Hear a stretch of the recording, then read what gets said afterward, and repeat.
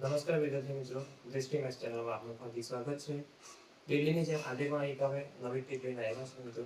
બરાબર, તો આજે આપણે જે ટીપ જોવાના છે એમાં આ પોઈન્ટ વાળા દાખલા છે મિત્રો. પોઈન્ટ વાળા દાખલા જોઈને શું તમને હજુ પણ પરસેવો છૂટે છે કે આ પ્રકારના જ્યારે કોમ્પિટિટિવ એક્ઝામમાં દાખલા હોય ત્યારે તમે હજુ ઘણો બધો સમય બગાડી રહ્યા છો? તો મિત્રો ડરવાની જરૂર નથી.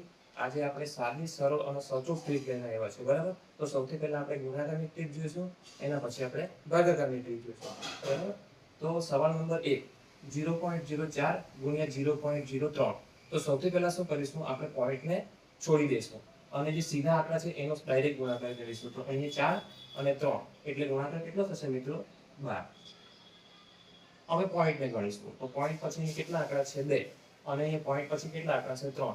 એટલે આ 2 વત્તા 3 એટલે ટોટલ કેટલા આંકડા થયા? 5. તો આપણે શું કરીશું, આ જે 12 ગુણાકાર થયો એમાં જમણી બાજુથી ડાબી બાજુ તરફ કેટલા જઈશું? આપણે 0.5 સુધી જઈશું. 1 2 3 4 અને 5 એટલે આ તમારો ફાઇનલ આન્સર થશે. બરાબર મિત્રો, બીજો દાખલો જોઈએ. અહીંયા પોઈન્ટ પછી કેટલા છે મિત્રો? આંકડા 2 અને પોઈન્ટ પછી 1 છે. તો આપણે સૌથી પહેલા શું કરીશું, 5 અને 4 નો ગુણાકાર એટલે કેટલા થશે મિત્રો? 20. હવે અહીંયા પોઈન્ટ પછી 2 અને અહીંયા પોઈન્ટ પછી 1 એટલે 2 વત્તા 1 એટલે કેટલા થશે મિત્રો? 3. તો શું કરીશું મિત્રો? 1 2 અહીંયા 3 અને અહીંયા પોઈન્ટ મૂકીશું. એટલે આ દાખલાનો ફાઇનલ આન્સર કેટલો થશે મિત્રો? 0.020. તો આ થઈ ગઈ ગુણાકારની રીત. હું આશા રાખું છું મિત્રો ગુણાકારની રીત તમને સમજાઈ ગઈ હશે. બરાબર, હવે આપણે ભાગાકારની રીત જોઈશું. તો ભાગાકારમાં પણ કેવી રીતના છે? 0.036 ભાગ્યા 0.004 છે. તો જેવી રીતના ગુણાકારમાં છે એવી રીતના ભાગાકારમાં પણ કરીશું. તો પહેલા શું કરીશું, પોઈન્ટ ભૂલી જઈશું આપણે અને ડાયરેક્ટ ભાગાકાર કરીશું. 36 ભાગ્યા 4 એટલે કેટલા થશે મિત્રો? 9. હવે ધ્યાન રાખજો મિત્રો, ભાગાકારમાં શું કરીશું, અહીંયા પોઈન્ટ પરથી કેટલા આંકડા છે? 1 2 અને 3 એટલે 3. અહીંયા આપણે વત્તા કરતા હતા, અહીંયા ભાગાકારમાં શું કરીશું? ઓછા કરીશું. એટલે પોઈન્ટ પછી 3 આંકડા છે એટલે 3 લખ્યા. અહીંયા પોઈન્ટ પછી કેટલા છે મિત્રો?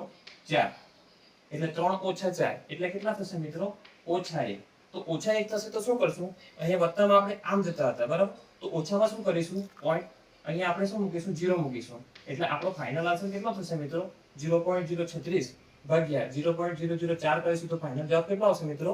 90 આવશે. બરાબર, કેમ? તો અહીંયા ઓછા 1 આવ્યા એટલે આપણે પાછું શૂન્ય મૂક્યું. હજુ વધારે ક્લિયર થવા માટે આપણે એક બીજો એક્ઝામ્પલ જોઈશું. બરાબર, તો 0.0048 ભાગ્યા 0.6. તો સૌથી પહેલા આપણે આ પોઈન્ટ ભૂલી જઈને શું કરીશું? ડાયરેક્ટ ભાગાકાર કરીશું.